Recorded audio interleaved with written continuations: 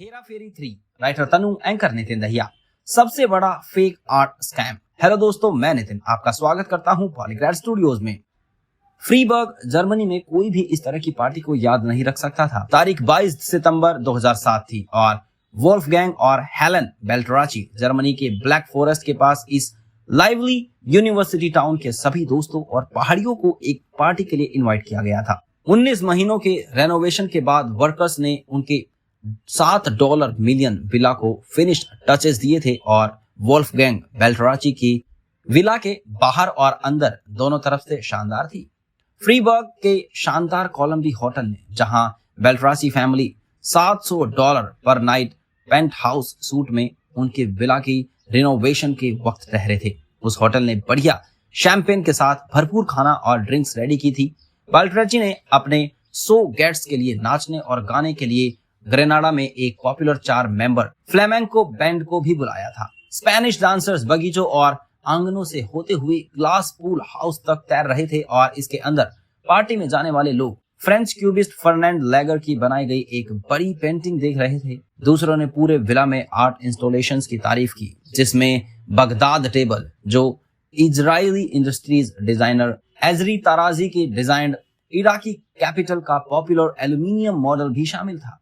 Wolfgang एक लंबे बालों वाले 56 साल के व्यक्ति और हेलन 49 साल की एक सरल महिला, जिसके वेस्ट लेंथ वाले भूरे बाल जो एक यंग लड़की जैसी हेयर स्टाइल में कटे हुए थे। इस रिच कपल ने फ्रीबर्ग में अपने आने की अनाउंसमेंट करने में कोई कसर नहीं छोड़ी थी। फिर भी बेल्ट्राचिस की स्टाइल और टेस्ट की एडमिरेशन के साथ उनसे घुलना मिलना सबके दिलों में एक अनईजी फीलिंग ला रहा था, क्योंकि कोई भी आर्किटेक्ट, वकील, यूनिवर्सिटी के प्रोफेसर और फ्रीबर्ग के और रेजिडेंट्स नहीं जानते थे कि उनके होस्ट्स कहां से आए थे और वो लोग ऐसा क्या करते हैं जो ये लोग इतने अमीर हैं।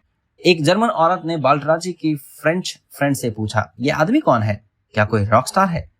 तो उसने हंसकर जवाब दिया कि नहीं, वो एक आर्टिस्ट है जो एक कलेक्टर है। स्ट्रिक्टली स्पीकिंग ये सच था। हाँ, वो बात अलग है कि बेल्ट्राची किस तरह से आर्टिस्ट है। इस बारे में सच्चाई सामने आने में 3 साल और लग गए थे। सबसे बड़ा सवाल हर कोई जानना चाहेगा कि कोई व्यक्ति कैसे और क्यों एक आर्ट फोर्जर यानी अपनी ही आर्ट का इस्तेमाल करके स्कैम्स और फ्रॉड्स करने वाला बन जाता है। बेल्ट्राची असल में वॉर के बाद यूरोपियन हिस्ट्री में सबसे ब्रेव और स्मार्ट आर्ट फ्रॉड्स में से एक का मास्टरमाइंड था। सालों तक ये सेल्फ टॉट पेंटर, जिसने एक बार पैसे कमाने के लिए एम्स्टर्डम, मोरक्को और कई जगहों में काम किया था, वो आज Max Ernst, Andre Derain, Max Pechstein, जॉर्सिस जैसे ग्रेट पेंटर्स की नई डाइवोर्स मास्टरपीस के रूप में अपनी खुद की पेंटिंग्स को दिखा रहा था। हेलन बेस्ट्राल्ची अपने 2 साथियों के साथ साथ उनकी बहन से मिलकर जर्मनी और फ्रांस में ऑक्शन हाउसेज में लाखों और करोड़ों में उन फेक पेंटिंग्स को बेच दिया था। और बेल्ट्राची का ये स्कैम इतना बिलीवेबल था कि न्यूयॉर्क शहर में मेट्रोपोलिटन म्यूजियम ऑफ आर्ट में एक नकली मैक्स अर्नस्ट पेंटिंग महीनों तक लटकी रही। 14 फेक आर्ट्स के लिए जिनका बेल्ट्राचिस पर बेचने का आरोप लगाया गया था, उनकी एस्टिमेटेड वैल्यू लगभग $22 मिलियन थी और पिछले कुछ सालों में उनकी टोटल कमाई काफी ज्यादा रही होगी। जोहुआ हैमर, एक जर्नलिस्ट, इस कपल के साथ एक नगर सुर्थ में उनके वकील के घर में डाइनिंग हॉल से मिलने जाता है। बड़ी बड़ी खिड़कियां बर्फ में ढके हुए बगीचे के रूप में दिख रही थी और रहीन रिवर फरवरी की इस चमकदार और ठंडी सुबह बर्फ के टुकड़ों से भरी हुई थी। जोशुआ हैमर के साथ कॉम्प्लिकेटेड नेगोशिएशंस के बाद वो लोग जोशुआ को अपनी कहानी बताने के लिए तैयार हो गए थे। वोल्फगैंग बेल्ट्राची ने जींस और हल्के नीले रंग का स्वेटर पहन रखा था। 61 साल की उम्र में सरप्राइजिंगली वो अभी भी यंग दिख रहा था।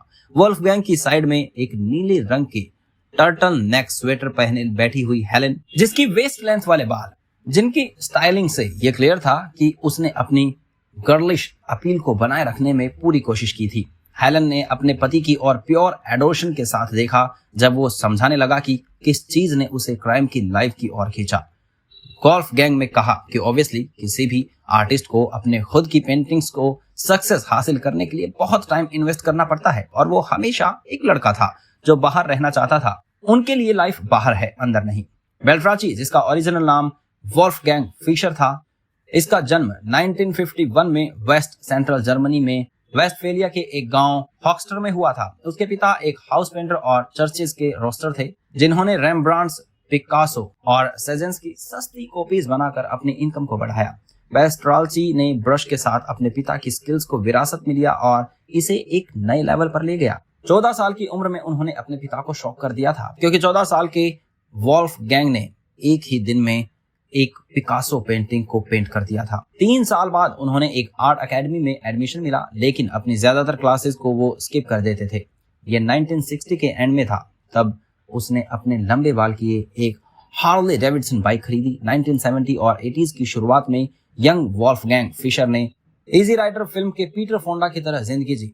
उन्हें 1.5 साल मोरक्को में एक बीच पर बिताए और स्पेन में वो कई लोगों के साथ शेयरिंग में रहे। वो बार्सिलोना, लंदन और पेरिस के आसपास घूमते हुए एंटीक बाजारों में पेंटिंग खरीदते और बेचते रहे। वो एम्स्टर्डम में एक हाउस बोट पर रहते थे, जहां वो पैराडीसो नाइट क्लब में लाइट आर्ट शो करते थे। उन्होंने 1978 में एक पेंटर की तरह भी शुरुआती सक्सेस एंजॉय की, जब उनकी 3 पेंटिंग्स एक प्रेस्टिजियस आर्ट एग्जीबिशन में प्रेजेंट हुई। लेकिन वोल्फगैंग का कहना है कि वो आउटलॉ लाइफ की तरफ ज्यादा अट्रैक्टेड थे।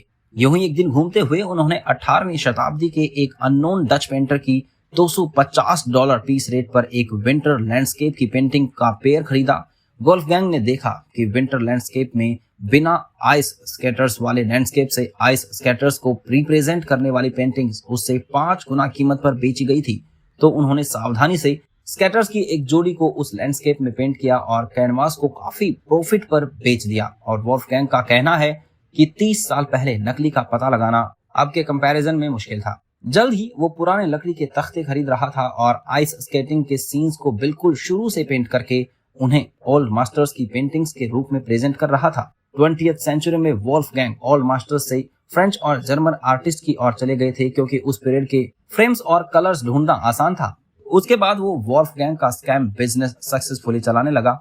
अब तो वोल्फगैंग कभी कभी एक महीने में 10 पेंटिंग पेंट्स करते हैं और कभी बिना कुछ किए 6 महीने बीत जाते हैं। अपने फेक पेंटिंग से कमाए पैसे के साथ वोल्फगैंग ने 80 फुट की एक सेल बोट खरीदी थी और एक 5 मेंबर क्रू को काम पर रख लिया था। वो सर फ्रांसिस ड्रैक से लेकर साउथ चाइना सी के समुद्री लुटेरों तक हिस्टोरिकल और कॉन्टेम्परेरी डाकू के करियर को फॉलो करते हुए मेडागास्कर से साउथ अमेरिका तक दुनिया भर में घूमने की तैयारी कर रहा था। उस वक्त हेलन के बॉस वोल्फगैंग के इस प्रोजेक्ट के सपोर्टर थे और एक दिन वोल्फगैंग प्रोडक्शन हाउस में कुछ शुरुआती फुटेज के रिव्यू लिए आया। हेलन पहली बार वोल्फगैंग से एक एडिटिंग ट्रेलर में मिली थी। हेलन का फर्स्ट इंप्रेशन वोल्फगैंग के लिए कुछ खास नहीं था। उसने सोचा था कि ये लड़का बहुत बोलने वाला कोई पागल है, लेकिन वोल्फगैंग की द 16 मिलीमीटर फिल्म प्रोडक्शन इसके ऑर्गेनाइज्ड एक हफ्ते के सेमिनार के दौरान उसने देखा कि वोल्फगैंग एक परफेक्शनिस्ट, इंटेलिजेंट और सोशल पर्सन था।